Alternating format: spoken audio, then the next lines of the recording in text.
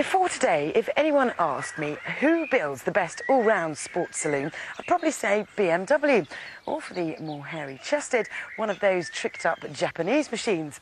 But now this 156 GTA joins the gang, mixing German maturity with a zest for action. Plus, from any angle, it is simply beautiful. Over there is one of those new Nissan Primeras. Nice colours, decent ride, and a choice of some 3 engines. Prices kick off at 14,600 quid and come to halt at just under 20. Right, that's out of the way. Let's get to the best bit. We'll fast forward past the exterior. Basically, the headlamps are a work of art, but the overall one-box shape is the work of a 5-year-old. Instead, let's talk about the interior, which is a work of genius. Nissan have turned dashboard design on its head, and you wonder why no one has done it before. Gone is the normal boxy approach, to be replaced by a dash that swoops round from door to door, and as a result, the cabin feels vast. The steering wheel is pretty much where you'd expect to find it, but the Speedo isn't. But it makes everything feel so much less cluttered, and it takes about 1 second to get used to. Now we come to my favourite part, this central bank of buttons and switches, which Nissan have lifted out of the gloom by your knee and put on this much more sensible level. It looks pretty complicated, but after 5 minutes of bloody-mindedly not reading the instructions, I got it sussed. It is the most blissfully straightforward system, and if you go for the SE or above, you get this nice big colour screen to check everything on. Brilliant. There's another reason to buy an SE, your very own rear-view camera. Select reverse and a perfect image is brought up, night or day, of what you're about to crash into. It's superb! I want one in my home. It's just about the best gadget I've ever seen. And do you know what? It's made me realise just how underrated reversing actually is. The gizmos don't stop there. I haven't even mentioned alloys, rain-sensing wipers, integrated hands-free for your mobile, and apparently 5 forward gears are standard too. Although they're not really as good. They're not connected to any camera, are they? Nissan used to focus on making the Primera a superb driver's car, and this one is not a chip off the old block. Thanks to soft suspension and steering, it doesn't like to be chucked around. But let's face it, the other one was a fantastic car to drive, and that got it precisely nowhere.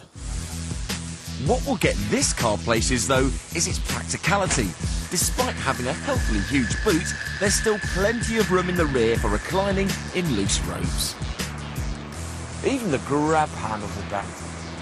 Surely a sign that Nissan have come of age. The Primera is starting to make a strong case for itself. Dad will like the price, Mum will like the space, and the kids will love the toys. OK, so the 1.8-litre engine is a bit rough around the edges, and the manual gearbox is the same notchy mess it's always been. But none of that matters. The looks don't even matter. I happen to like them, plenty won't. But who cares? They haven't got a rear-view camera. Nissan have focused on the things that really count in this neck of the woods, like design, practicality and attention to detail. It brightens up suburbia far more than the run-of-the-mill Passats and Vectras, and is a far more interesting proposition than the Mondeo. You could say, in fact, that it's, oh dear, leapfrog to the top of the Retmobile pile.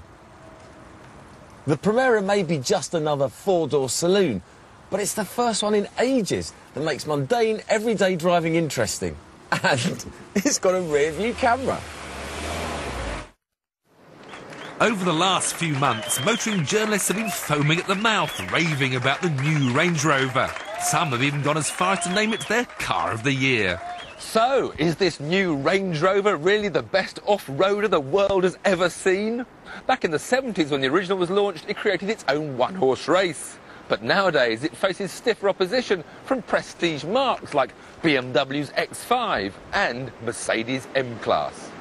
It can no longer get away with just being good over the rough stuff. It's got to perform well on the road and have all the luxury and style to create a real impression. Visually, I'm not so sure. It's grown taller, narrower and rather slab-sided. But once you've got used to the sheer proportions of it, you notice how well old meets new. Like how the classic clamshell bonnet is complemented by the designer lights and bold air vents. Open the door, and it's like entering the penthouse suite at the Savoy. In Vogue trim, the Range Rover costs £60,000, and the great slabs of cherry wood and Oxford hide neatly house all those modern essentials, such as sat-nav, TV, every which-way adjustable seats, and one of the nicest steering wheels I've ever held. It's even heated. But whilst Range Rover have been creating art, BMW haven't been lying down. They've recently introduced this £54,000 flagship 4.6-litre X5, which strikes an impressive pose with its flared arches and 20-inch rims. With £4,500 worth of extras added, it virtually matches the specification of the Vogue. In terms of practicality, all you're missing is a slightly bigger boot and a bit of extra space in the back.